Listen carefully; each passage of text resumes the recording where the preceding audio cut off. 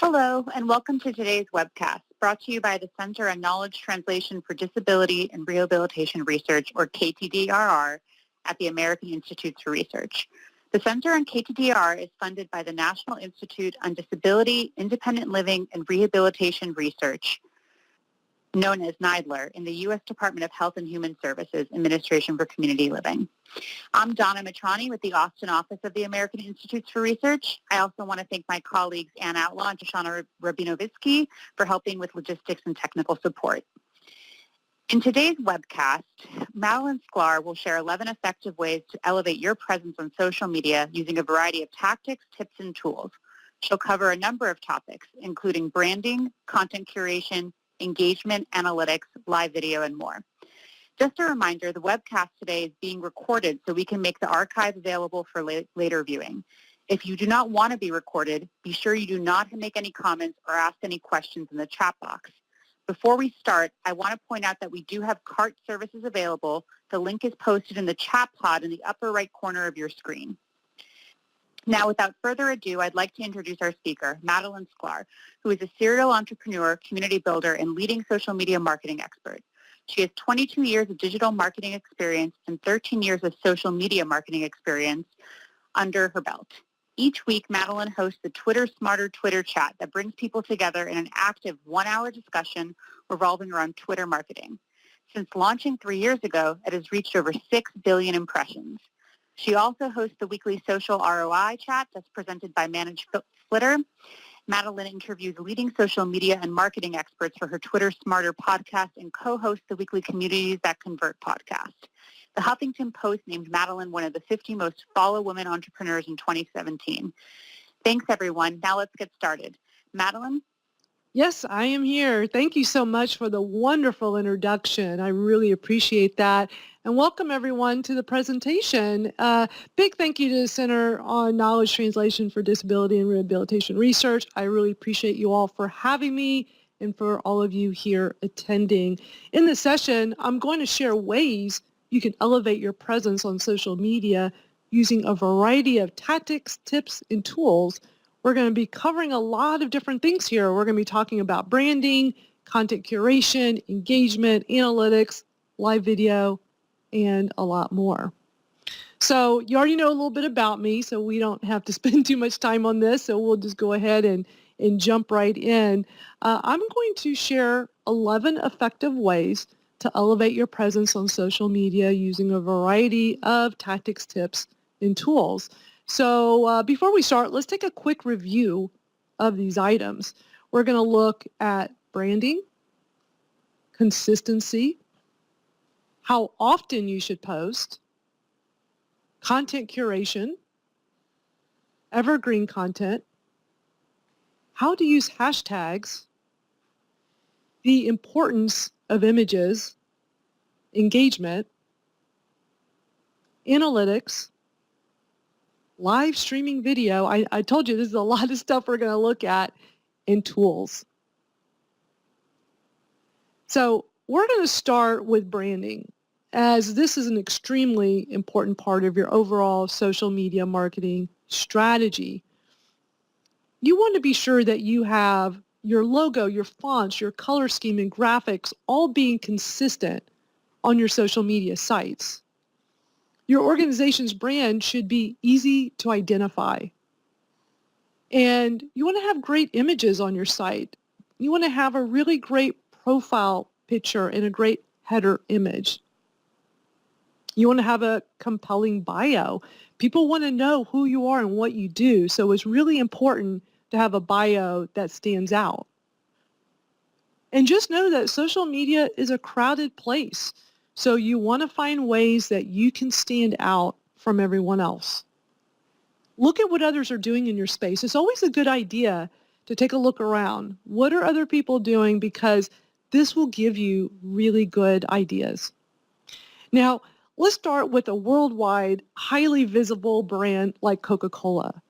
We know it instantly the moment we see that red logo, right? They have a big presence on social media, but the great thing is you can too. It's important to have your branding stand out on your social media sites. So in this example, we're looking at their Facebook page. And you can see that their logo and header image, that's the big image at the top, it really stands out. You can easily identify them. And then we look at their Twitter, same thing. It really, really stands out. Now let's go look at some industry-related sites. When we look at social media profiles in the industry here, like we're looking at AIR, American Institutes for Research, this is their Facebook page. And they're doing a great job using their logo and their header image.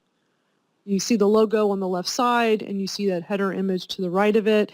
It really pops on the page. It stands out, is visually appealing.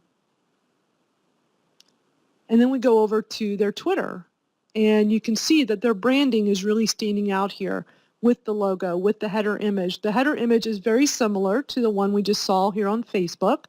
They're using the same wording, the research, evaluation, application, impact, with different images. And that's okay to change up your images. When it comes to your branding, it's good to have a good look and feel that you see across the board. So you can easily identify with the logo, with the header image. So I think this is really done well. I think this is a good example of doing your branding. And then we look at American Association of People with Disabilities. This is their Twitter account. And look at how this really stands out.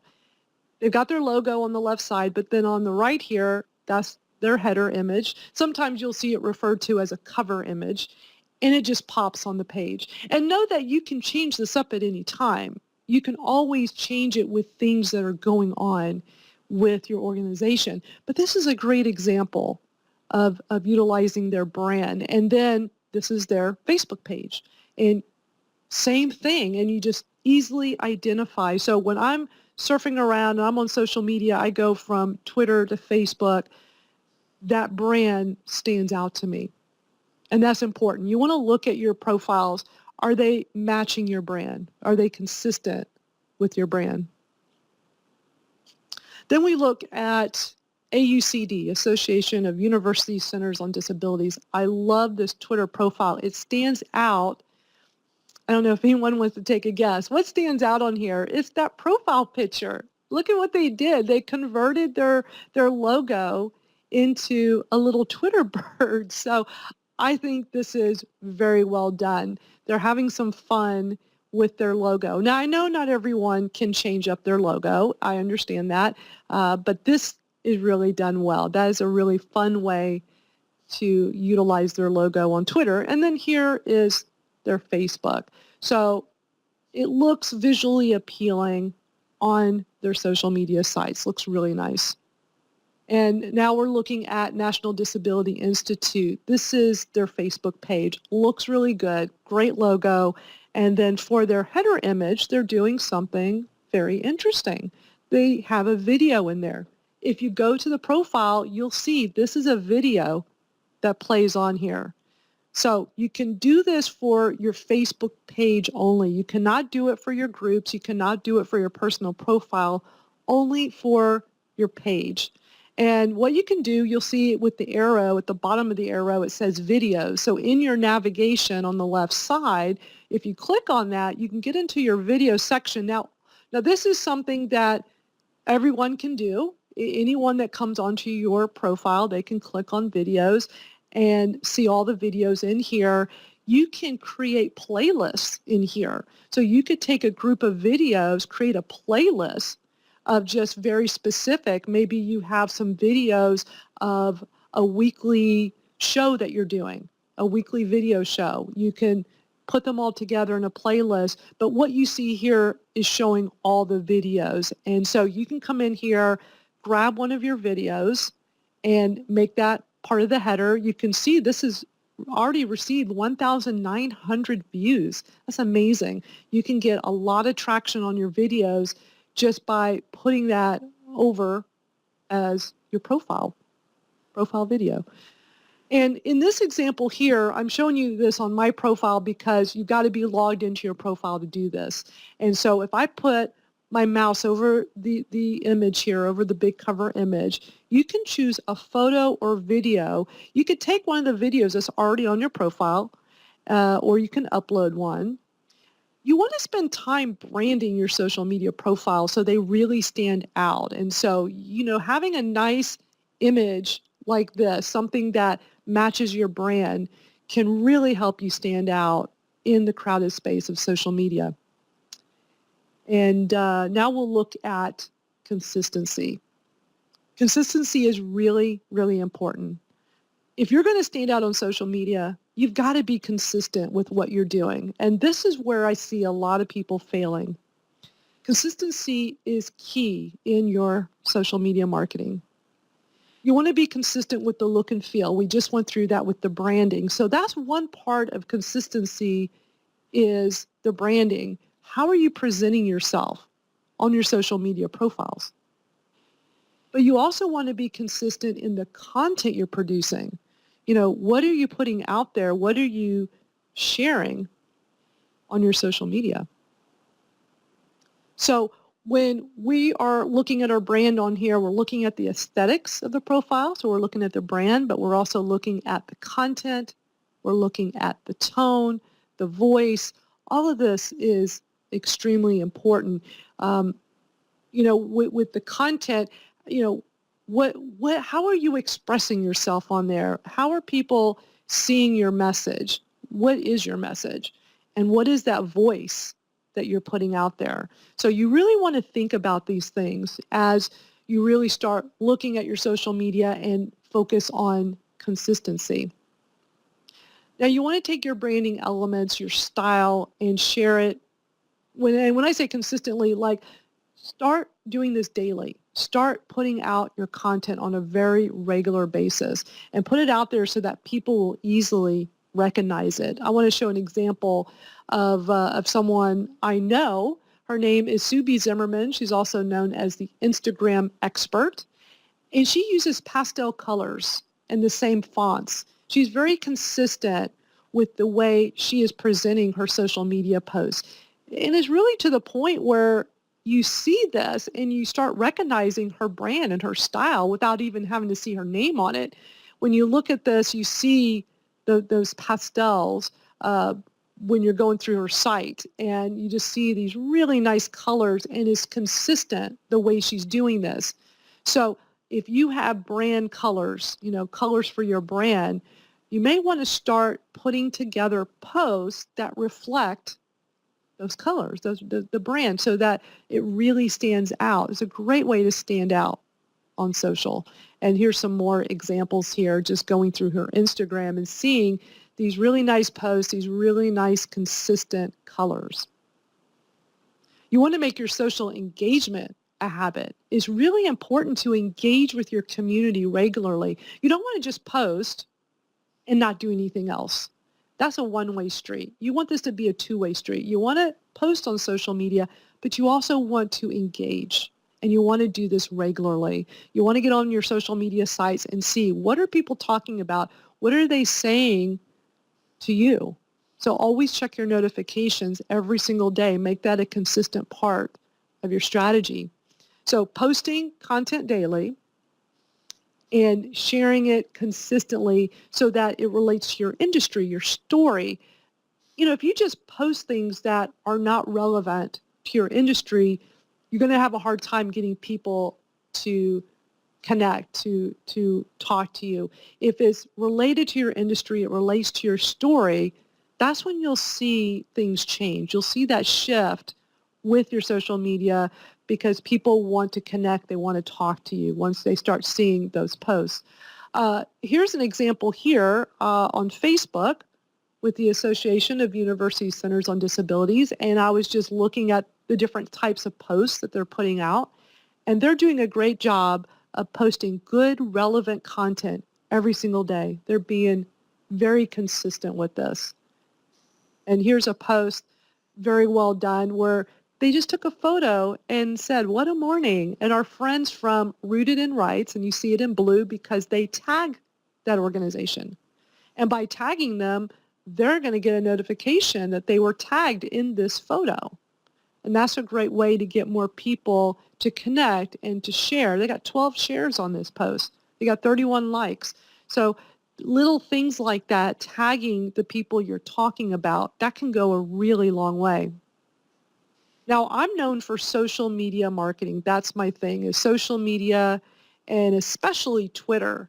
So when I post on my social media, you're going to see articles and information about Twitter very regularly in my feeds. So you're going to see that. I'm being very consistent with the way I'm utilizing my industry and what I'm known for. And then we're going to look at how often we should post. This is something that people are always asking about. It's like, okay, I'm ready to post regularly. I got lots of great content, but how often should I be doing this? Well, what are your goals with your social media? You know, that's first and foremost. What are you trying to do? What are your goals with it? What are you trying to accomplish? What is your mission? And always know that no two companies or organizations are alike. So when it comes to your social media, it comes to what you're doing on here, you may find that posting on Facebook 5 times a day works great for you. And for someone else, it might only work best doing it once a day. So that's the thing, is that when I show you in a moment here, like how often to post on each social media platform, just know that it may work for you, it may not. It may work better for another organization in your industry. So you have to experiment, and that's something that's always important to do.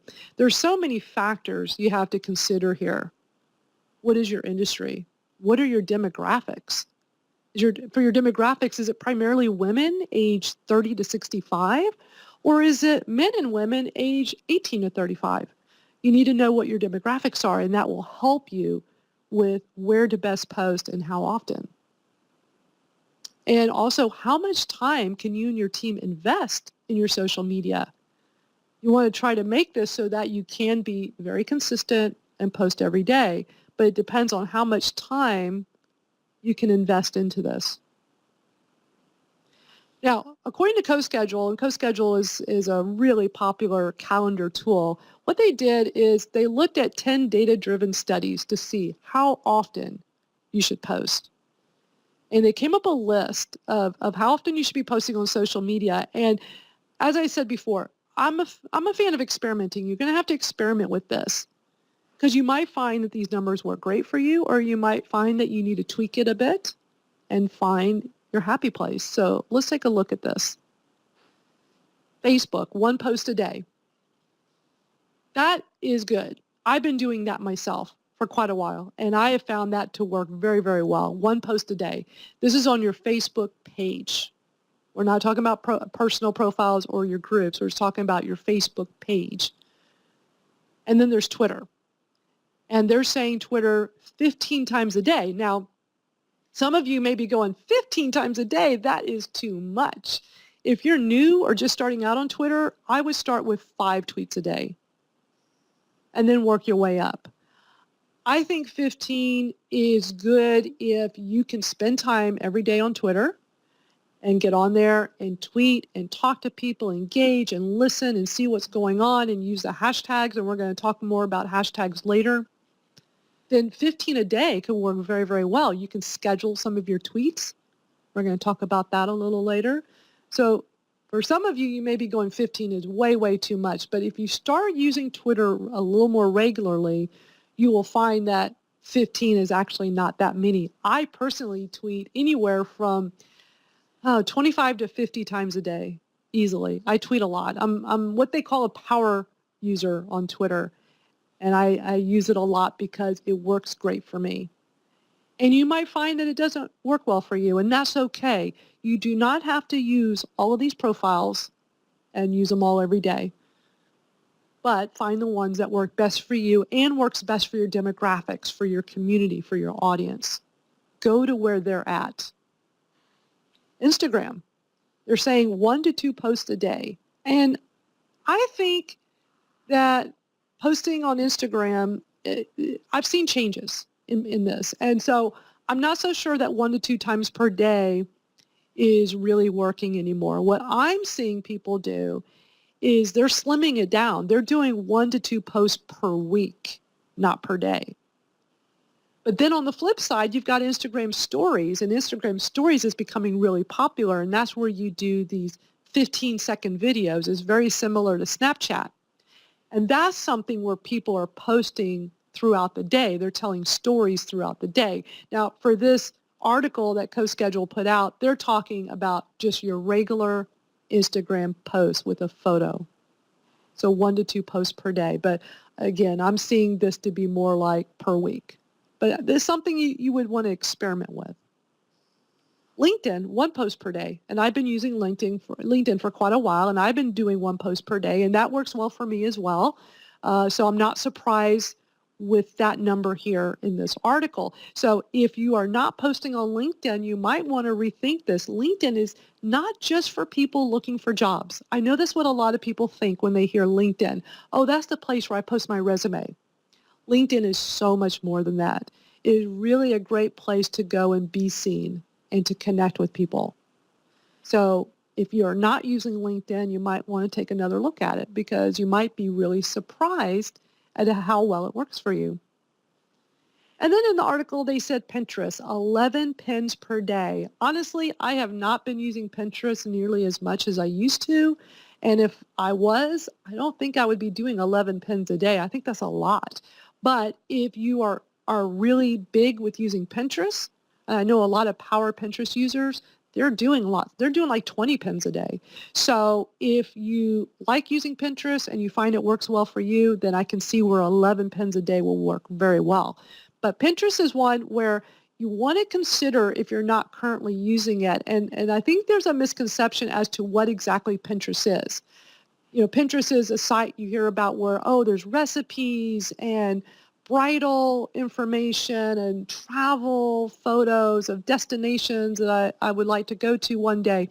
It's a lot more than that. Pinterest is a place where it's a photograph attached to a website.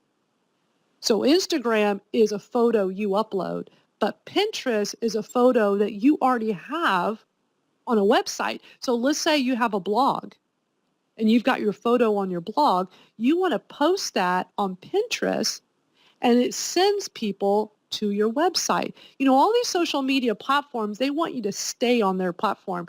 Pinterest, on the other hand, sends you away. Is sending you to a web page wherever the photo originated from. So it's something to definitely consider for your social media marketing plan if you're not currently using it. Now, here's a tip. Check your analytics regularly, and it will help you see how your posts are doing so you can adjust it accordingly. Because when we're talking about how often you should post, knowing, you know, what is working can really help you there. So definitely check your analytics, and we're going to talk more about analytics a little later. And now we're going to look at the content we're posting on social media. We're going to look at content curation. Now, content curation is the process of gathering information that's related to a particular topic or interest. This is the post that you're going to be putting out on your social media site. We call that content curation. You share content to your social media followers that you want it to be organized and you want it to be meaningful. You know, you don't want to just to post. You really want to think about what is it you're putting out there. Now, original content is the content like your blog posts, your press releases, information about your organization. Shared content is other people's content. This could be blog posts from industry publications. It could be retweeting something that a colleague tweeted out, or maybe a Facebook post that's from a related organization. You can share a Facebook post. And you want to think about what percentage of your content will be original and how much of it will be shared. Some people say, well, you only want 20% of content to be your stuff that you're promoting. But there's a difference between what we're promoting and what resources and information we're sharing. That's not necessarily promoting us per se, but really just, hey, we're a resource and we want to share lots of original content. If you have a site with lots and lots of content, then you should put out that content. And you may be doing that 90% versus the shared being only 10%. But if you want to be a resource, then you want to share other people's content in your industry. That's what I do with my social media. If you go to my Twitter or you go to my Facebook, what you're going to see a lot of is articles related to my industry of social media. You're going to see a lot of that. I've become a resource. People know that they could go to my profiles and see lots of great content, but it's content I didn't write because I just don't have time to, sometimes it's like, okay, well, are you the blogger or can you just share other people's content from their blog? So something to think about is your percentage of the content you're sharing. With your original content, this is going to be your stuff, your articles, your press releases, your information. So we got blog posts, got your photos. These could be videos that you have. This can be from your events. And then with the shared content, sharing articles from other sources. So this can be from relevant websites, from other social media sites. There are lots of great social media sites that are great resources with lots of information that is super helpful. And also from influencers and industry leaders. One of my strategies is I have Twitter lists. Since I'm a big user of Twitter, I can organize my feed with Twitter lists, and I put influencers and industry leaders into one list, and then I can just watch their tweets, and when I see a great article they share, then I could go and share it out. I can go retweet them, or I could just go to that article and share it through my Twitter or through my Facebook. So how are we sourcing all this content? Well, resharing, like I mentioned, you can go reshare from these posts. You can retweet from Twitter or share from Facebook. And then there's manual research. You could do a Google search. You could do what we call a Twitter advanced search. Twitter has an advanced search. When you're in Twitter, there's the bar at the top to do a search, but you could actually do much more. You can do a very specific search of certain things like exact words or a location. There's all these different parameters. If you want to check that out, it's at twitter.com/search-advanced. So that's twitter.com/search, and then a little hyphen, and advanced, ED on the end. They don't have this linked on their Twitter. It's so interesting. Like, if you want to get to it, it's just best to know this link. Also, there's a search bar at Facebook, so you could go into Facebook and do searching, and you can also surf around Pinterest. So manual research is a good way to find content.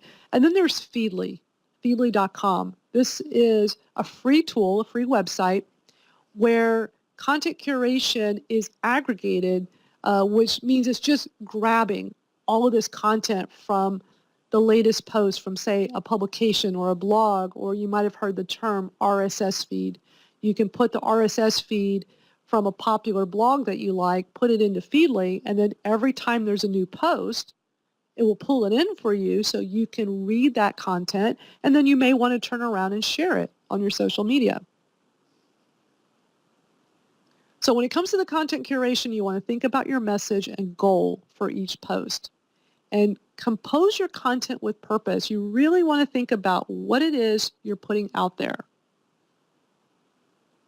And do check your analytics regularly. It is really important. As I mentioned before, your analytics can help you tremendously when it comes to your content curation. So what you want to do is go log into your social media sites, go into the analytics section, and I'm going to talk about that a little later on, go into greater detail. But your analytics will show you what's working and what's not. So you want to look for posts with the most likes and shares and clicks. It'll help a lot. You can repurpose your best and most popular content. So you could take a piece of popular content. You go in your analytics, you find what was popular, take that piece of content. Maybe you have a Facebook Live video you did, And you can actually cut that into shorter videos that can now be shared across all your platforms. So here's an example. A while back, I was invited to be a guest on a local radio program. They had me come on and talk about social media. I said, can I do Facebook Live on my phone? Just basically live streaming the interview. And they said yes. So I propped up my phone. I wasn't planning for this, so I didn't bring a tripod or anything, but I propped up my phone. I hit the button to do a Facebook Live video. So now I have this hour-long video of really good content. So I downloaded it from my phone, put it on my computer, use an editing tool, cut it up into, I kind of took the best parts of it. And now I can share that on my other social media sites. I can share it on the Instagram and Twitter. I can even put it back onto my Facebook. So there's a lot you can do with repurposing your best and most popular content. Now, in looking around to see what are other people in the industry doing when it comes to their content, this is NDI, National Disability Institute. This is their Twitter. And in surfing around, I was looking to see, what's the content they're putting out there. And here's a tweet of them sharing an article. And then I go over to their Facebook page, and I also see they have it on there as well. Because you have more space, you can fit a lot more text on there. And so it's okay to take one piece of content and share it in multiple places. So that's what they're doing. They're taking this article and they're sharing it both on their Twitter and on their Facebook. And then this is NCIL, National Council on Independent Living, and they took a tweet of theirs of some, good information, something that was, they want to make sure people knew about. It was a media advisory, and what they did is they pinned it so it would be at the top of their page. So you do a tweet, and you can also do the same exact thing on Facebook, where you do a post, and then you can pin it so it stays at the top. And this is a very great popular strategy for when you want to have your best post to live on so that people see it every time they go to your profile. So it's called a pinned tweet. That's what we're looking at. You see at the very top of this photo, it says pinned tweet, and it shows the little icon. I'll show you an example of that for Facebook in just a moment. Let's look at an example of posting on Facebook. When I go into Facebook and I want to go and share an article, kind of like what we just saw over on that site, let me show you, let's kind of break it down a little bit on the how-to. We go in to write a post, and what I do is I put in the link or the URL. And so what I did is I took a popular blog post that I did. I looked at my analytics, saw that this was one of my most popular blog articles. So I copy and paste the URL, that's the web address, put it into Facebook. And what Facebook does is they take the photo, they pull in the title. Underneath the photo, you'll see in bold, that's the title. And what I want to do now is I want to remove that URL because I don't want that there. I want to just type in some text. So I'm going to come in here now, and you can see when I kind of back up for a moment that there's a lot of things we can do here on the screen. So I'm going to kind of break it up into two pieces. Let's start at the top. So what I'm doing here is I want to look at the post, and I'm going to just type in what I want to say. I don't want to be that link. I want to actually say something. So I typed in, are you struggling to build a strong community? So I put in the text. So that's what I want to say. And then when I scroll further down, now it's showing me I got the image it pulled in, but what I can do, and I love this, I can remove that image and put a different one in.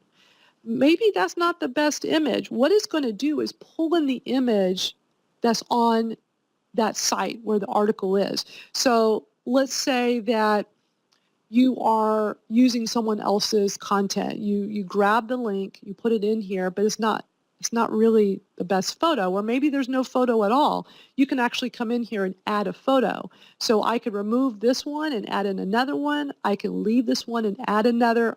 I get all this flexibility, which is great. Now, the other thing that I'm able to do here, and this is a great feature, is I don't have to share it now. I can actually schedule this and schedule it into the future. So you could come in here and schedule a whole bunch of posts for the next week. And this is actually a strategy that I'm a big fan of, where, we know our time is precious. We don't have a lot of time to spend on this. So a great strategy is to come in here and just schedule a bunch of these, and then you're done. And that can be really helpful to you. And you can have your team do this. You can have, more than one person do this. Great strategy. It really will help tremendously. But there's also tools out there, and I'm going to show you tools.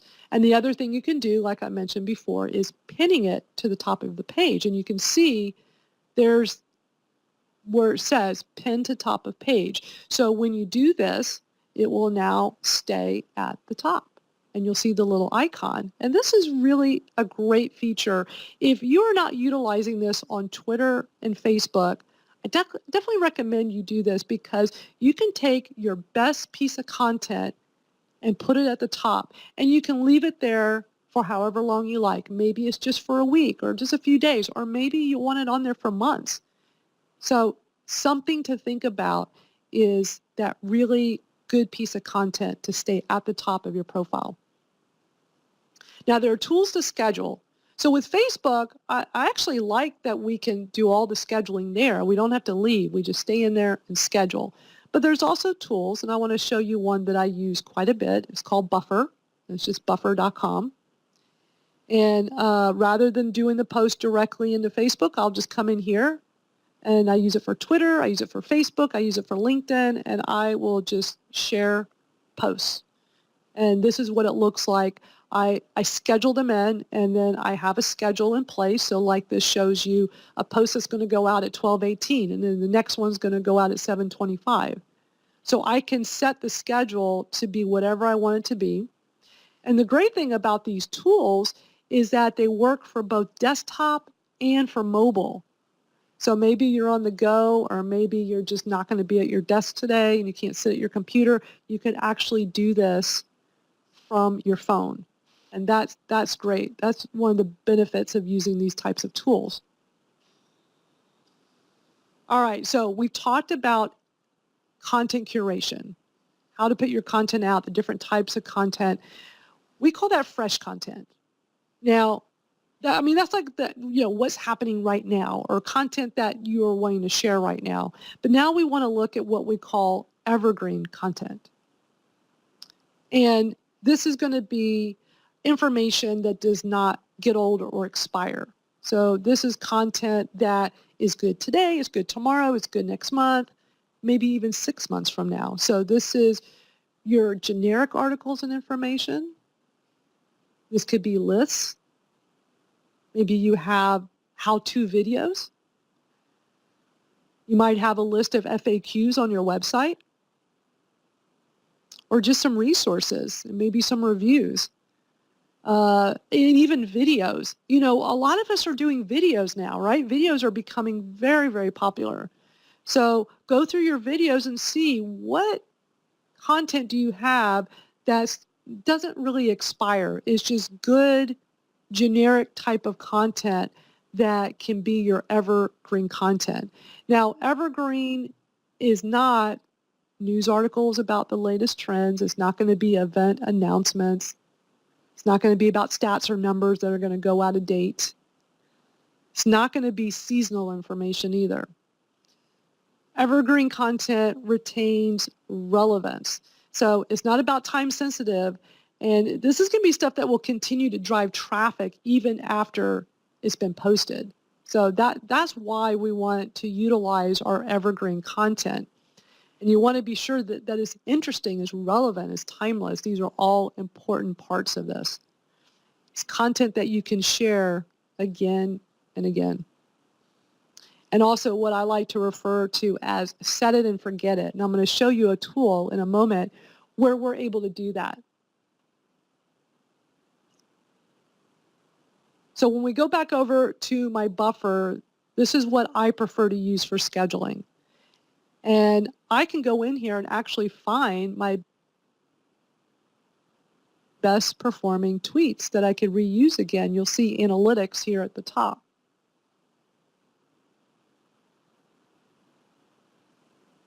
So I can go into the analytics and let me go in there now and show you. Here's an example. I can see what posts have the most likes, the most retweets, the most clicks.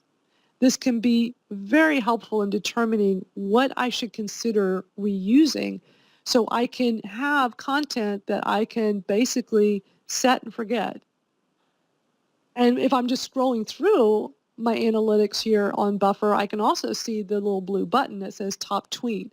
And that helps me when I'm looking at the tweets I've done in the past and see, which ones were popular. And those are ones I want to consider reusing. And one quick thing about reusing content, Twitter came out earlier this year and said, we don't want you sharing your same content over and over and over. They're trying to curb the spammers. Makes perfect sense. But I've talked to the people behind these third-party tools that I use. The next one I'm going to show you here, this is Social Jukebox. And I've talked to them about this and said, okay, so Twitter is saying we can't keep sharing the same good evergreen content. What can we do? What can't we do? And Twitter has told these companies, and then these companies are relaying it to us, the customers, that you can reuse some of the same content. Don't do it every day, of course, but as long as there's a buffer of, say, 3 days or more, or not 3 days or more, 3 days or like 3 days or more, where not less than 3 days. Maybe that's the easier way of saying it. So not something you just tweeted or just put out today or yesterday. Give it a little bit of time. Give it 3 days. Give it 5 days. And then you can do it again. I've been doing this, and I have not had any issues with it at all. So if you've heard about this thing with Twitter and you're concerned, I've had 3 different CEOs of these third-party tools say that is okay as long as you're not doing the same tweets every single day. Now, when I go into my Social Jukebox here, this is where I store all of my evergreen posts, what I call my set it and forget it. So I take the popular ones and I put them in here, and this is what it looks like. These are just some different tweets I put in. I call this my promo, so these are like different things that promotes me and my brand. So I'll take testimonials, for example, and I have a bunch of them in here, and I put it onto a schedule where I have 100, you'll see in parentheses, you see my promo, and in parentheses, 157. I have 157 tweets stored in here because I've been accumulating them over time, and they're just different things that promotes me and my brand, and lots of testimonials. And I have this set where something from this list will post once a day. Well, if I have 157 tweets in here, then it's going to take 157 days to cycle through the whole thing before it starts over. So you can see where if you take, and I'm not saying you got to go do 157, that's a lot. I can't believe I have that many. That's crazy. But I've accumulated over time. And, if you're putting in your best evergreen content into a tool like this, it makes it a lot easier to put it on autopilot, so then you can go focus more time on engaging with your audience. That is the reason I use these types of tools, so I can free up my time, because otherwise I would be doing this manually, and that's time consuming. And here's another close-up so you can see what this is. So this has been a great tool that's helped me share good quality tweets on a regular basis. Now, before we dive into our next item here. Yeah, thank you, Madeline. So this question comes from Chantal Turgo, and her question is about Buffer. She uses it, but has not been able to tag people in scheduled posts. Is there a way to do that? All right, so you're trying to tag people in scheduled in your schedule, you should be able to. I'm able to do it. I don't have any problems with it. If you're having issues with it, number one, go over to Twitter and just copy and paste their username, the @ and their username, and then put it into your buffer and see if that helps. If you continue to have problems with this, I would contact Buffer, but I do not have that issue. Thank you. Thank you. Are there any other questions? Are there any other questions? No, it doesn't sound like it. Okay. All right. So now we're going to look at hashtags. And I just want to say, this can be super valuable in your social media marketing. Hashtags are great. You want to be specific when it comes to hashtags. You want to make sure they're relevant. And you don't want to make them too long, because if it's too long, number one, it's too long to type, it's too hard for people to remember. You want to think about, how long you make them. And do not use too many hashtags in your posts or in your bio. There's nothing worse than seeing someone's Twitter bio with every word or every other word as a hashtag. If you have a lot of hashtags, go and update your bio, because that's not going to help you. Having all those hashtags in, it will not help you. Hashtags in the bio is simply to make a piece of text stand out. If you look at your bio, you'll notice the hashtags are the color of whatever the hyperlink is for that profile. Let's just say, for example, is blue. Well, the blue will stand out over the black text. So that's one way, like using a relevant hashtag makes that word pop. And that's one strategy. But also, if, say, you have a branded hashtag, I have one called Twitter Smarter that I've been using for 5 years. So I have that hashtag in my bio, but I'm not putting a bunch of hashtags in the bio, just things that are relevant to what I'm doing. So that's the thing you want to think about, is in your bio, but also in your posts as well. You don't want to clutter it up with a whole bunch in the post, because also these days you could search for keywords in Twitter, in Facebook, without it being a hashtag. So that's just something to keep in mind. And you want to monitor your hashtags. I use Hootsuite for this. Hootsuite, in addition to being a great scheduling tool, is also great for what we call listening. And so I have different Twitter lists.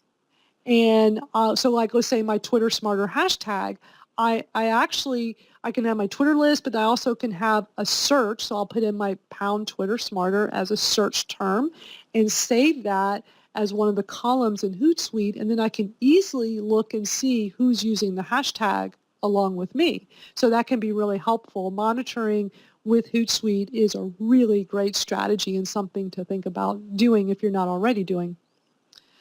So I did some surfing around and looking at different hashtags in the industry, and it's very easy to start with one and have it lead to another and then another. I just started typing in different words, and I found some really cool ones. I found this disability inclusion, found a lot of great tweets in here. So this is on Twitter. And then I found this one, thanks to the ADA, and saw some really interesting tweets in here. And then just typing in a very generic keyword that's relevant in your industry. So I typed in pound disability just to see what would come up. Now, because it's a generic word, in generic meaning is just this one word, is being used a lot. If you go into Twitter right now and typed in pound disability, you're going to see a lot of tweets in the past hour, because people are using it very regularly, is generic. If it's a little bit more honed into something specific, like say pound disability chat, maybe there's a chat and it's called disability chat. Well, you're not going to see as many tweets. So, doing some searches, you'll find some that are generic like this, where there's lots and lots of tweets, and that can be a good thing because you can meet a ton of people doing this.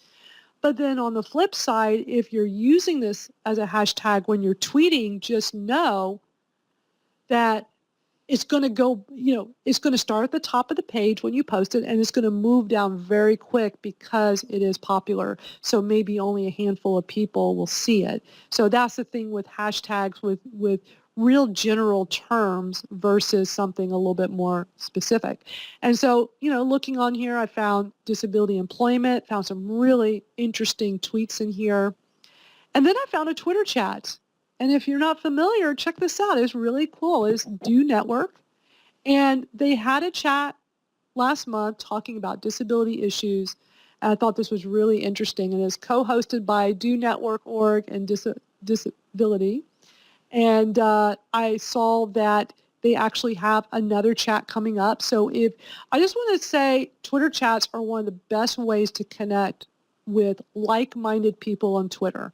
I've been hosting Twitter chats for the last 7 years, and Twitter chats are just hands down the best way to connect with your community, with your tribe, with your people on Twitter. So I highly recommend checking them out. I didn't do a whole lot of searching for Twitter chats. I just happened to stumble upon this one. But if you spend some time surfing around, and many times you find one chat and it'll lead you to another. So if you can find different Twitter chats in your industry, it's just a really great way to connect. So if you want to check this one out, it's next week on September 13th at 3 o'clock Pacific. Now, if you're going to get on a Twitter chat, I recommend using this website. It's free. It's just a website, tweetchat.com. And what you do is you come on here, you put in your hashtag, whatever the hashtag is you want to go to. For this one, it's Do Network, #Do Network. So you would type it in at the time that the chat starts. And then you're going to watch the chat just unfold in front of you. I thought I had a slide, maybe not. Okay, so anyway, if you go and try this, I think you'll really be impressed with how cool it is where you can see all the different tweets. And then I also found there was a Twitter chat with inclusive disability, but it looked like it was a one-time thing. So you might find something that's already passed, that's already happened, but keep an eye out for these chats because they can be really awesome. And, here it is. Okay. So this is the slide that goes with tweetchat.com. So you type in the hashtag and then you can just watch the tweets pop up. And it does it in real time. If the chat's happening right now, then in real time, all the tweets are going to come in here. And then if you want to participate, you see there's a box there that says tweet into and then the hashtag. You type in your tweet. It will automatically put the hashtag in for you. And that's what makes this tool so great because it takes care of that for you because it's hard to remember to put the hashtag in every time. And so this takes care of that for you. So I definitely recommend checking that out. A great use of hashtags is to promote an event like we have here with KTDRR. They're promoting online KT conference. And let me give you some advice when you're doing an event. Have an official hashtag and tell everyone what it is. For this is KTDRR18. That's the official hashtag. We know that because it's coming from the source. And you want to let everybody know this is the official hashtag. Use this hashtag. Otherwise, you'll find that people make up their own. And what will happen is, and even if you announce and say this is our official, you'll still find people making up their own. But it's always best to make sure people know this is the official hashtag. Please use this. But I guarantee you're going to find people doing KTDRR 2018 instead of just 18, or they might do KTDRR conference. So just keep an eye out for that people will sometimes make up their own. But hashtags are a great way to connect with your community. And now we're going to look at the importance and of Madeline, images. I'm sorry, before we move on to this next section, really we have one more question I wanted to bring to your attention from Susan Rabinowitz, and she is asking if there is a way to find a list of existing hashtags out there. Some people put those out, and what I do is I go and I do a Google search. So I would recommend Google searching to see if you can find that. And what's interesting when it comes to Twitter chats, it can be difficult to find those as well. And what I recommend for that is putting in the keyword and then Twitter chat on the end or chat. So for instance, my my chat, Twitter Smarter, is simply a Twitter chat about Twitter. We share Twitter marketing advice. So I would put Twitter chats.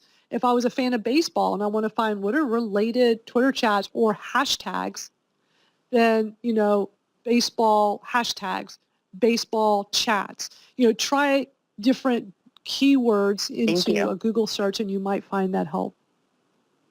All right, so we will move on to back over to the importance of images. We process visuals 60,000 times faster than plain text. Tweets with images get 150% more retweets than tweets without images. That's really an interesting statistic that when you have an image on your tweet, you have 150,000% more chance of being retweeted than if you did not.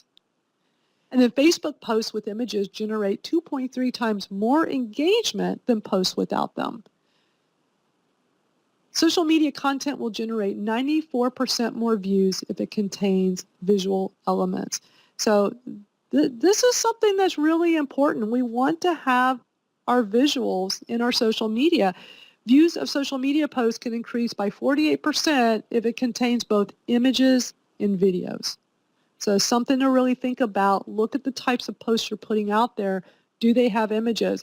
When the statistic came out about the 150% more years back, I really upped my game with images. I make sure every tweet I put out, or just about every tweet, has an image. It really, really makes a difference. Because think about it, images bring out emotion in us. It can convey a wide range of information, or it can focus on a single thought. So images, that's why I have this photo here. That image says so much, doesn't it? Like you just look at it and it's telling you so much. So I surfed around Facebook and I found some posts that really stood out because of the images. Could you imagine this post without an image? It would be hard to connect without having the visual there. And then, of course, this one says so much because it's a cute dog. And when I first saw this, it's like, okay, I got to read this article. Like, I have to know what this is about. And it's actually a great story about training puppies to become professional autism service dogs. So that image, this article would not have gotten nearly as many clicks and likes and comments and shares without having the photo. And then just looking around, here's a video I found. And, it grabs your attention. It's very attention grabbing. And then here's a great image that says a lot, right? When you see that, it just really speaks to you. And then, of course, I had to share this picture with Joanne. What a great picture, great tweet, great use of hashtags here. So really, really well done. Now we're going to talk about engagement. One of the most important things you can do on social media is to engage. You want to listen, you want to ask, you want to learn. You don't want to just be a one-way street like we talked about before. You want to be on social media engaging with people, because if you're not engaging with people, you're not going to get much out of your social media marketing. You want to listen to your community, and believe me, they'll tell you things that you want to know. On both Twitter and Facebook, you can do a poll. If you have not done a poll before, that's something you need to go do. Go try this out. It's available on both Facebook and Twitter. They have Twitter polls and Facebook polls.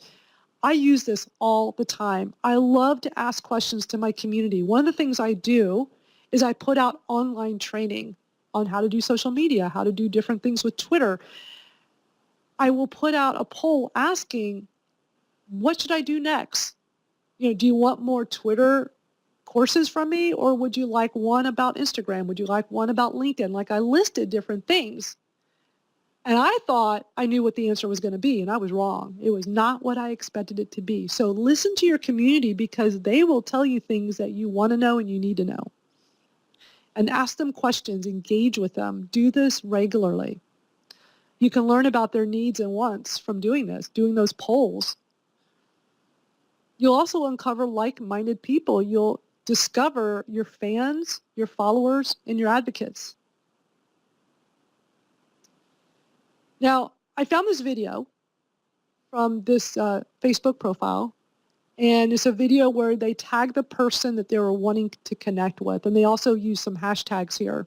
Let me make it a little bit bigger here. They were able to get 13 shares and 838 views, and they also pinned it to the top of the page. You see that blue icon there at the top. One thing to keep in mind is tagging people you're talking to or talking about. If you don't, they don't know you're talking about them. So by them tagging Dr. Richard Pan, they're letting them know they're trying to communicate with them, with him. And so it's really important to tag people. Big part of the engagement process. And this tweet grabbed my attention because I was tagged in it, talking about this particular presentation, and it was great. I liked it. You can see the blue heart there because I hit the like button. Engagement will do a lot when it comes to your social media marketing, so you really want to spend time. It takes time to engage with your community. Your analytics will show you how well your posts are doing, and we've touched on this a little bit, but now we're going to dive in a little bit deeper. You can regularly view your statistics on all your social media platforms. You got your Google Analytics. This is for your website. We've also got Facebook page insights. So this is where you get your analytics on Facebook. And then we got what we call our Twitter analytics and our Instagram analytics. Now, these stats will help guide your posting and strategy decisions. So you really want to take time regularly to view these.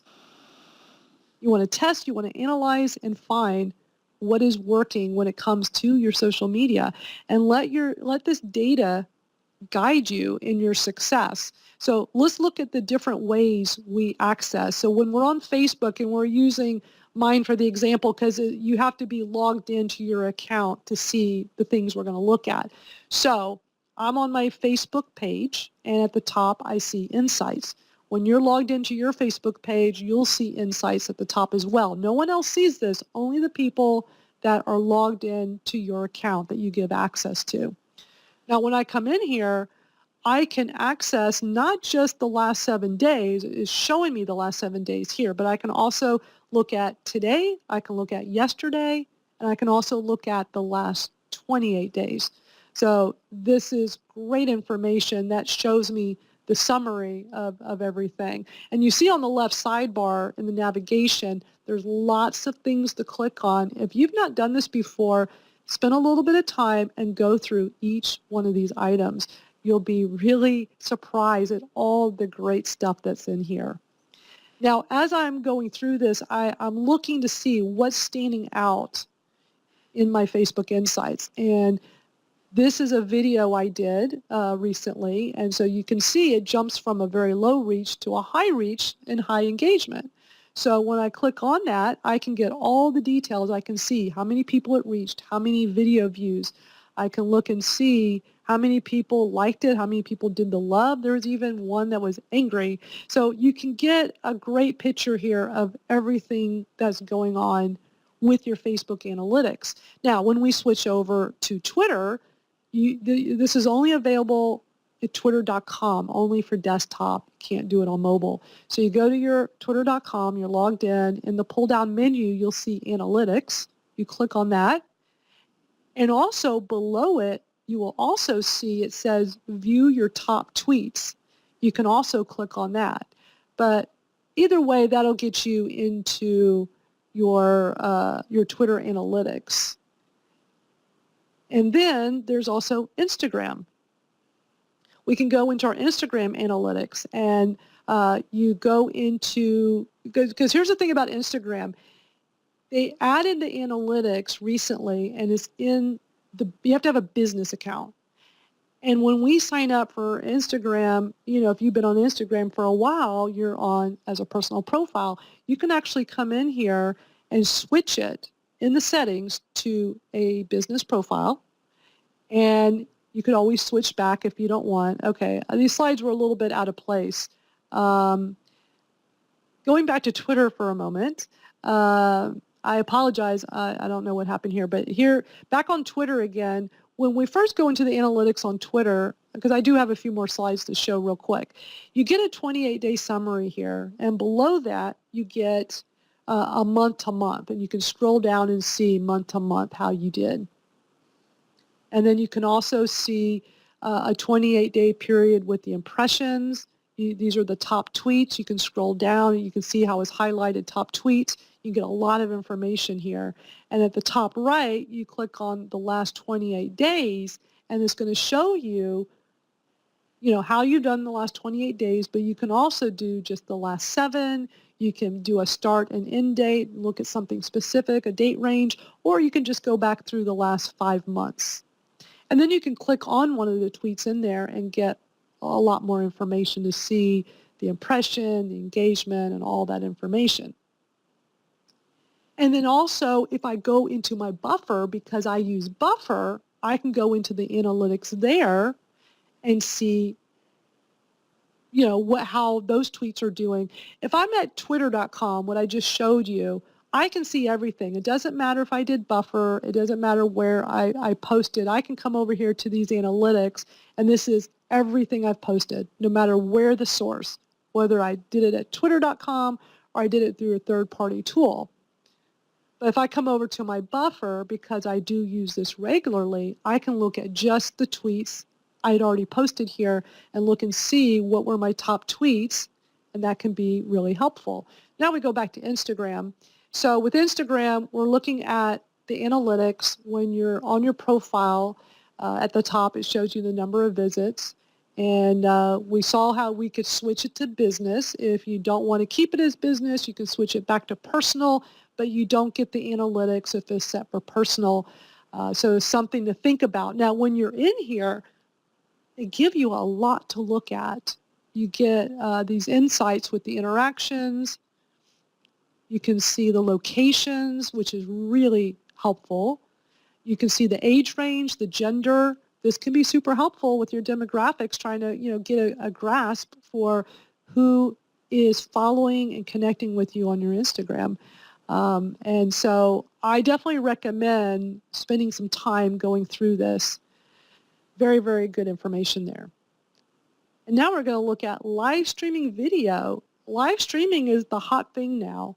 It's becoming more and more popular because it's a great way to connect and engage with your community. This is something I highly recommend to do if you're not already doing so. And as of now, in 2018, you can pretty much live stream on every platform. Facebook Live has it available on desktop and mobile. Twitter has Twitter Live and Periscope. It's mobile only, but you're able to do it on Twitter. Instagram has Instagram Live, and it's becoming very popular. It's mobile only. YouTube has YouTube Live, and it's mobile and desktop.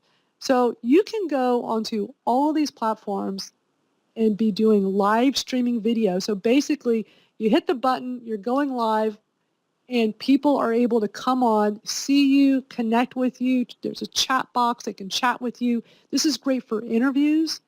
This is great if you want to do a commentary or some kind of monologue. There's so much you can do with live streaming videos. I highly recommend doing this. So let's look at how we do this. If you're on Facebook and you're on your desktop, you'll see the live button. You go in to do a post, you'll see the live button, and you're live. I took a picture to show you. This is what it looks like. And yes, that's my dog laying down on the sofa behind me in my office. It is as simple as clicking the button and you are ready to go live. It is so easy to do. And when we do this on mobile, on your phone, when you go to do a post, you'll see in the bottom here the option to do a live video. And once you do that, you are ready to go. You're ready to go live. You can type in, I put going live on Facebook. You hit the button. You are now live streaming. On Twitter, when you go to compose a tweet, you will see there's the camera icon and then there's a live icon. And you click on the live and you will be doing a live video that shows up in your Twitter feed. If someone is surfing Twitter and they see your tweet of this video, they can click on it and connect with you in real time. And now with Instagram, Instagram Live is fairly new. You go into your Instagram, this is for mobile only, and at the top you'll see a camera icon and you'll also see a picture of your profile picture. You can click on either one of those and you're now ready to live stream. At the bottom you'll see some different options. You can tap on live. This is also how you do Instagram stories, and Instagram stories is very, very popular right now. It's 15-second videos, and it's great for telling stories, for sharing content, what you're up to. When you're at events, it can be a lot of fun to show what you're doing at events. Highly recommend using Instagram stories, but the Instagram Live, a lot of fun. Now, the thing is about an Instagram Live, when you do this, it stays on your profile for 24 hours, and then it goes away. Same thing with Instagram stories. They don't live on. However, they do have a way for you. There's a newer feature called highlights, and you can add it to a highlight. It's a lot to get into, so I'm not going to go into great detail, but if you check out highlights, it's a way to keep it going past the 24 hours. And then on YouTube, you go to desktop, you can live stream. You just click on the stream now and you're live streaming, or you go on mobile and you'll see the go live button and you can go and start live streaming on there. Now, I'm going to show you Facebook Live. I'm a huge fan of Facebook Live because, number one, everyone's on Facebook. I mean, everyone's on Facebook. So if you want to do live video, I recommend starting on Facebook because it's the easiest one to do. Everyone's on Facebook, so you already have a wider audience than, I mean, unless you're very big on Instagram, then wherever you're very popular, but most of us are popular on our Facebook. So you do a Facebook Live. This is one that I did recently, and you can see down at the bottom here, I've gotten 58 comments, 7 shares, and 405 views. That is awesome. I got great engagement, love getting those shares. This is a great way to do live video. So if it's something you haven't done yet, I definitely recommend you give it a try. The great thing about doing a Facebook Live is that it stays on your Facebook page. So if people miss it live, they can watch the replay at any time. It's not going to disappear in 24 hours. So it's going to stay on for forever. And you can repurpose this video by downloading it and posting it onto your YouTube page. A lot of people do that. They'll download it and go and upload it to YouTube. You can edit the video, and I mentioned this earlier when I did the Facebook Live at the radio station. I edited the video into pieces and shared it throughout my social media. There's a lot you can do. You can get so much mileage from one live video. So it's definitely something to think about. And I see that we have some questions. So before we move on into tools, we'll take some questions. Thank you, Madeline. So our first question comes from one of our participants, and they are asking about Twitch and whether or not Twitch has any sort of live video functionality. I haven't used Twitch personally, but my understanding with Twitch is that right now is for gamers. So these gamers like to get on there and have live video playing these video games. It looks like it's going to slowly start becoming a little bit more mainstream, where everyone that's not a gamer will start coming on there, but right now it's really just attracting the gamer industry. So I haven't really spent much time on it, but if it's something that, I definitely recommend when you see something and you want to check it out, go try it out. You may find it works great for you. And it might be like your best kept secret that no one else is utilizing but you over in your industry. Thank you, Madeline. And then the second question comes from Ann Outlaw, and she's asking whether any of these live streaming platforms have captions. Okay, so the way the captions work is they're not doing them automatically. So if you want the captions, you have to do it after the fact. You have to get the audio translated. So there's services. The one I've used in the past is called Rev, R-E-V. So the letters R-E-V, rev.com.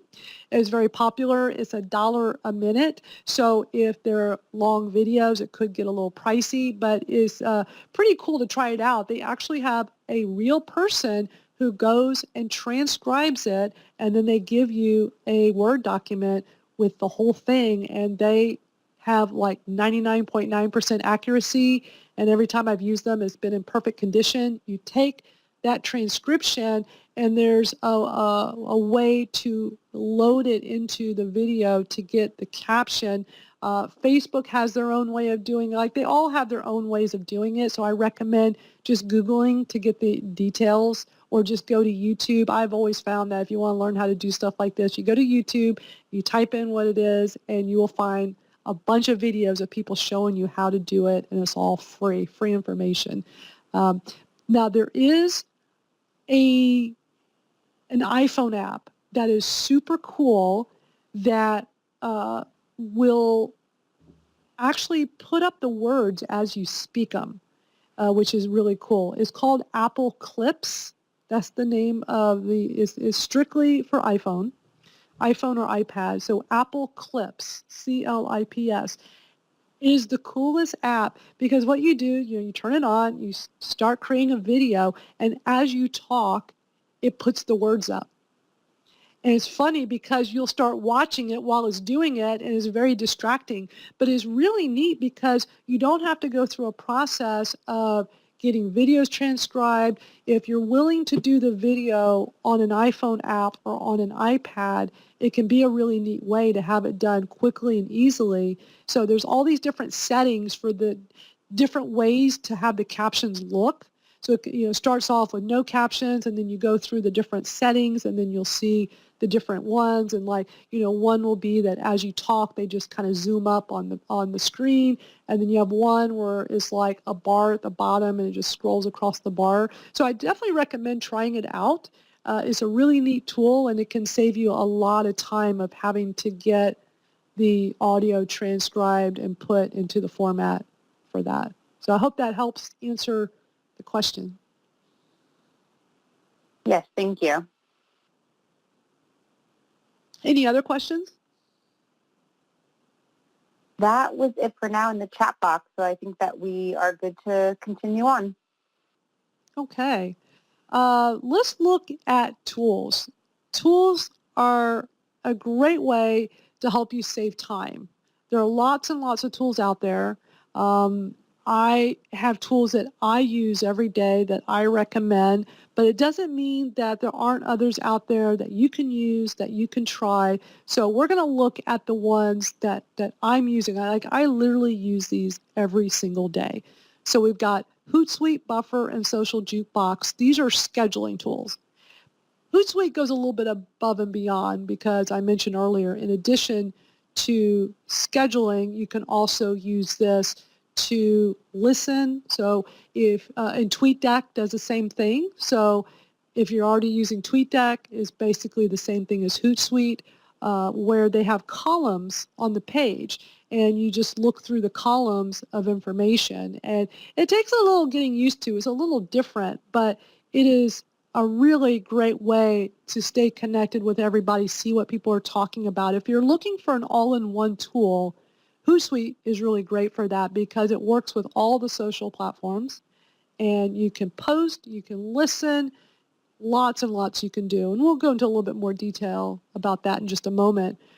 Feedly and Nuzzle are content creation tools. So when we were talking about content creation earlier, Feedly, I mentioned, is a great tool for bringing in articles and information from blog posts, from different sources, from RSS feeds.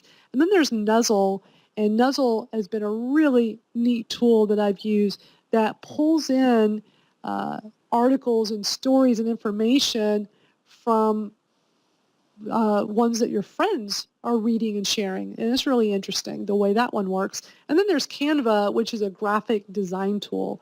So let me share with you the links. All of them are basically just the name .com. And so you might want to take a screenshot or take a photo of this. These are great tools, and we're going to dive in just a little bit deeper. I just want to give you all a moment if you want to capture this. There's so many tools out there. It's crazy. I mean, I've tried just about everything that's out there. For me personally, I have found that these work really, really good with all the different things we're talking about today. But again, TweetDeck is basically the same thing as Hootsuite. So you may prefer TweetDeck. I just happen to prefer Hootsuite, so that's the one I use and recommend. So let's look at Hootsuite and Buffer. These are social media dashboards that help you manage your social network. So basically a dashboard, meaning that it's one place you go and it just has all the information there. It makes it so easy to manage. I already showed you some screenshots of Buffer, so you saw how that looked. So that was the dashboard we were looking at with all the different tweets in there and looking through the analytics. Hootsuite looks a little different because it's columns of information, but it's a great tool. They both work with all the social media sites: Facebook, Twitter, LinkedIn, Instagram, Pinterest, and even Google+. And I don't really know anyone using Google+ anymore, but if you like Google+, it works with it. So these are just really great tools that will do a lot for you. So it's something you want to look at if you're not already using them. And then we're going to look at Social Jukebox, and that's the one I showed you with the set it and forget it. So it's an automated social media management tool. It lets you load in the content, and they call them jukeboxes, but I just refer to them as folders. It looks like just the different folders on the page of the different things that I am posting, like I showed you the one with my promo. So I just, you call them whatever you want. I called that particular one my promo, short for my promotions, and it's just things that are promoting my business. I set the schedule, how often I want those to go out. I put it in one time and I'm done with it. An example of how I use it is I have 2 podcasts. And when you do a podcast, you typically do what's called show notes. And it's a blog post that has all the information from the podcast, links to the things you talked about. You may have a summary of information. So when I have that post, I want to go put that into my social jukebox because this is good evergreen content. This is something that is good now. It'll be good next week. It'll be good in 6 months from now. Like, this is something I can set and forget. Prior to using this tool, the old-fashioned way was you just had to keep repeatedly tweeting the stuff out. And then over time, it's not easy to juggle and like, oh, let me go tweet out this podcast from 2 weeks ago. We're busy on the next thing. So that's what makes a tool like this so great, that you can set it in there one time, put that important, relevant information in there. Now it's going to run on autopilot. I have gotten lots of value from this one. If I had to pick one tool that's my absolute favorite, saves me time, saves me money, saves me everything, has been this Social Jukebox. And they're not paying me to say that. I just love the tool. I actually pay for it. I don't even get it for free. I pay for it just like everyone else. This works with Facebook, Twitter, and LinkedIn.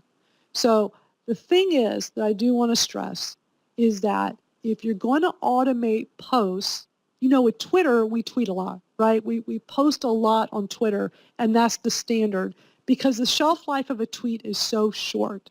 But the shelf life of a Facebook post or a LinkedIn post is much longer. So because of that, we don't want to keep posting something over and over and over on Facebook and LinkedIn because it just doesn't work the same way as Twitter. And when I say over and over, I mean, spread out over time, not day after day. But I found this to work great with Twitter. I actually do not use it with Facebook or LinkedIn.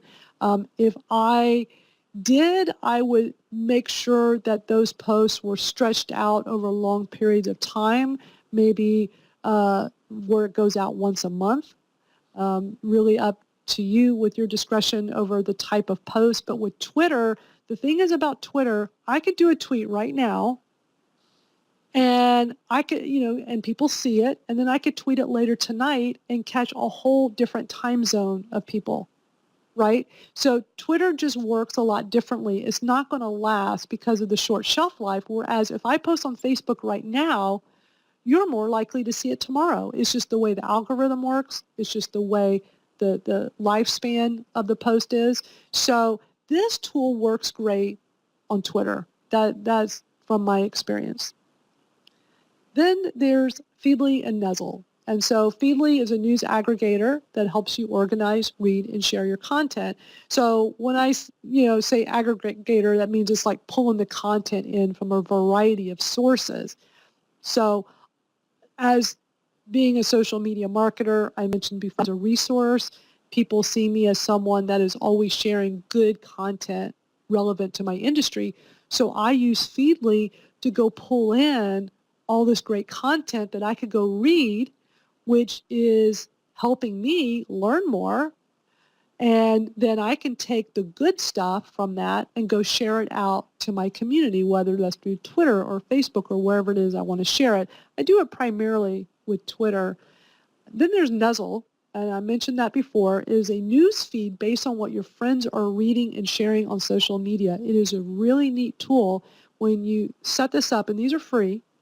When you set up Nuzzle, it works with your Twitter and Facebook. And so what it does is, let's say there's an article that a handful of your friends or profiles of organizations that you follow that they're all sharing. It will show you, like, here's an article that was shared 5 times by people that you follow. Here's one that was shared 10 times.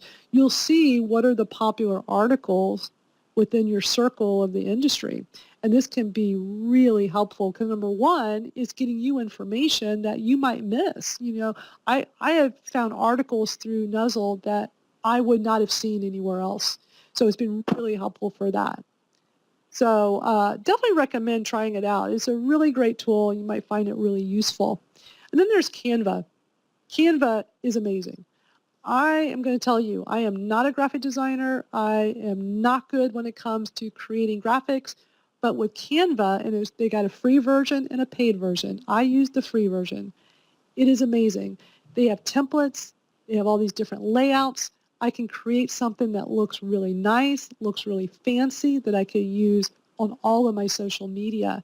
They also give you access to over 1 million photographs and graphics. So, for instance, a couple of the slides here with some of those images I've used. Some of those I found through Canva. I just do a search for the word and it pulls up different images and I can pick one and they charge you $1 and that's it. You pay $1 and you have access, you're granted access to use that photograph however you want to use it. And that is pretty cool because there's other services to get really nice images that you can use in presentations or use in your marketing, and they cost a lot more. So some of the images in my presentation today, I paid a lot more from other sites, but through Canva, it's amazing how many great photographs they have available that you can purchase for $1. So if you have a graphic designer, that's great. If you don't have a graphic designer, try using this tool. I think you'll be really amazed at how great it makes you look as your own personal graphic designer. So here are the links to everything, again. And then I just want to let you know that all these tools are free. There's a free version of all these. They all have paid versions as well, but Social Jukebox is the only one that's not completely free. They have a free 14-day trial, so you can try it out. I'm using, I think it's the lowest paid, and it's $19.99 a month. And as I mentioned earlier, it's been worth it for me to have. It saves me so much time. And that's what makes tools great. It saves you time, which allows you to go spend more time engaging with your audience. And that's really what you want to do. You want to spend time engaging with them. Are there any questions about tools? Because I covered a lot of different ones. I'm curious if there were any questions about these. So I haven't seen any questions come up in the chat pane, but as a reminder to everyone everyone participating in the webinar. If you have questions, either about the tools section or any other section of the webinar, please feel free to post them in the chat pane so that we can make sure at the end of the presentation that Madeline's able to address your questions. Thank you. Okay, so moving from here is we want to have an action plan. I can share so much information with you all day, but what you got to do is you got to make a plan with this. You got to take this information and put it into practice. Take this and use it, right? So I have some things I want everybody to do. The first thing, and this is easy, is to audit your social media profiles. So I want you to go to all your social media sites, check the profile image, and check that header image. Look at your bio. Those are 3 very important things. You want to look and make sure that everything is consistent. And we talked about the importance of consistency. Have everything consistent across the board. So when someone goes to your Twitter, they know it's your organization because they know your brand. They know the logo. They know what everything looks like. Just like when I use Coca-Cola as an example, we can easily identify that in moments because we know that brand. So we're all brands. Our businesses, our organizations, everything we do, we're a brand, and we got to look at ourselves that way. So when we're looking at our social media profiles, there needs to be that consistency, so that it all makes sense, that people know this is you. So look at your profile image, look at your header, and really important, look at the bio. On Twitter, your bio, you get 160 characters. So 160 characters. It's really important to utilize that and not have a one-liner. Sometimes people put in a cutesy one-liner, but it doesn't really tell us who you are and what you do. So it's really important to use the 160 characters or however much of it you can use and really share the information so that people can instantly know who you are, what you do, so they can identify with you. So definitely spend time on that with all your profiles, but especially with Twitter. You also want to experiment with how often you post on the various sites. So we looked at the different posting times. There's also articles and research that talks about what are the best days, what are the best times, okay? So it's not just how often. We focused on how often, but sometimes it goes even deeper with, okay, this day of the week is better than any other day of the week. Well, it's very subjective. So I'm just really big with experimenting. Try different things, do some different tests, and see. You may find that when you're posting on Twitter, you get the best engagement first thing in the morning. You may find that your engagement is better in the midday. One interesting thing that I learned about, there's a colleague of mine who did some major testing on this with what time of the day. And this was really interesting. They found that by scheduling their tweets to be a few minutes before the top of the hour, got them more engagement, more response, because their thought was someone's getting ready to go to a meeting. Maybe they're a few minutes early. They're sitting there and they're bored, so they get on their Twitter on their phone. Maybe they're getting on Facebook and they're surfing around. So you could capture them in that window. And it's really interesting. So I've done some experiments with that as well. But they found that this is like like in my industry, in the social media industry, a very well-known keynote speaker, like high level. And he did this experiment and he was amazed at the results just by focusing in on that little window of time, because we've all been there, right? We're sitting in a meeting, we're a few minutes early, we get our phones out. So something to think about. Just experiment and try different things because you might be really surprised with what works best. And review your analytics. We went through all the different sites, how you can access your analytics. Start going through them. Spend time to see what's working for you and what's not. I recommend going through your analytics at least once a month, if not more. So spend time doing this because it will really help tremendously. And then I want you to experiment with live video. We talked about Facebook Live. That's a great one to start with. Here's the thing that's interesting. Because a lot of people say to me, I'm not comfortable. It always seems to be about confidence issues. Here's the thing. If you've not done a Facebook Live yet, but you're not feeling 100% confident, you can actually set it. There's a setting. Normally you see public, your friends. Scroll down, you will see one that says only me. And just set it to only me. That means no one else will see it. You could do a Facebook Live. You can just get used to it, play around with it. Don't share it with anyone just to try it out. Or maybe, share it with one friend. You could do that. Play around with it. Or if you're in a group with some friends, try it out in a group, because then it's a smaller group of people. You're not doing it publicly or to a broader range of friends.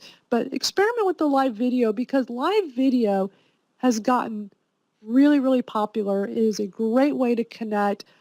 I'm using live video twice a week. I host 2 different Twitter chats each week.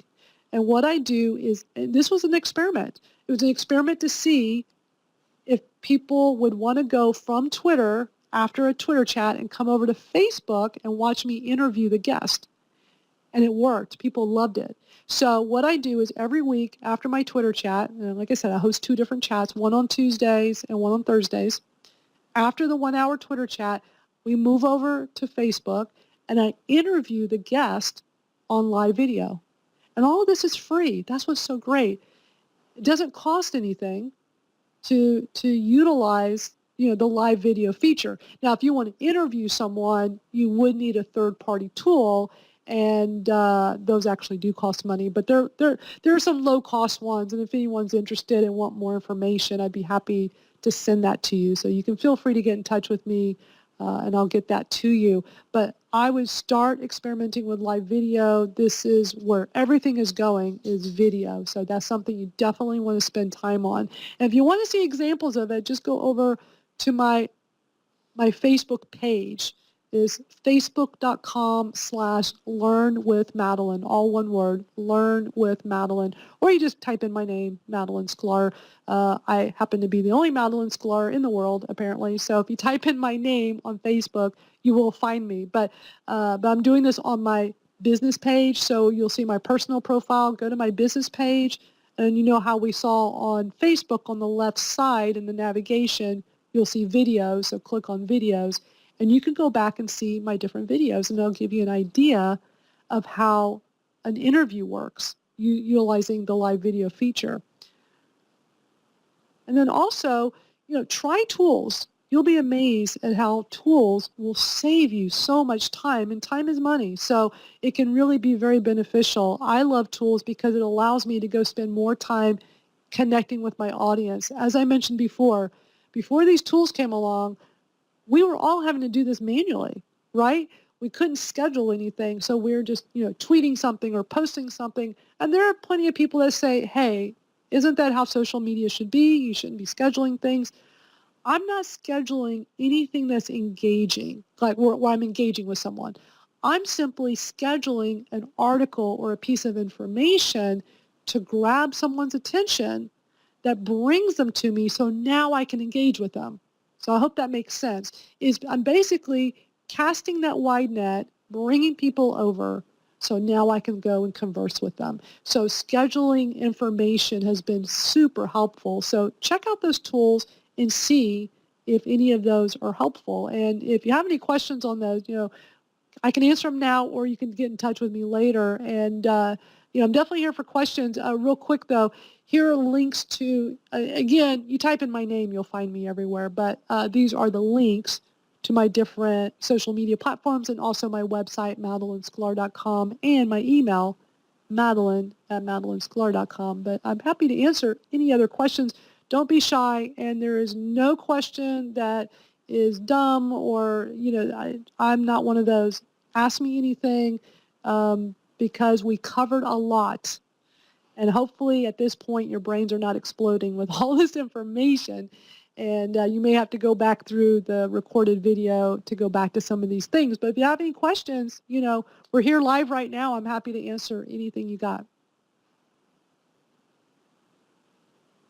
Thank you, Madeline. Let's see if the audience has some questions for you. I see a few folks typing into the chat box, so again, if you have any questions, either from this last section that Madeline presented on or any piece of the webinar, please feel free to type them into the chat box so that Madeline can answer them for you live now. So I'll just give folks a minute to type in some questions. And thank you to Lynn Ann for the very nice comment. I really appreciate that. And if anyone wants to check out my Twitter chats, Twitter Smarter, I've been running it for the past 3 years. If you want to learn more about Twitter, this is what we do. We share Twitter marketing advice. I bring a guest on every week. It's a lot of fun. It's at Thursday at 1 o'clock Eastern, 12 Central. I also host Social ROI, so the pound Social ROI, and that's every Tuesday at 5 o'clock Eastern, 4 Central. And that is a great chat where we talk about kind of the intersection of social media and the ROI side of things. So a lot of fun coming on the chats, you'll meet lots and lots of really great people.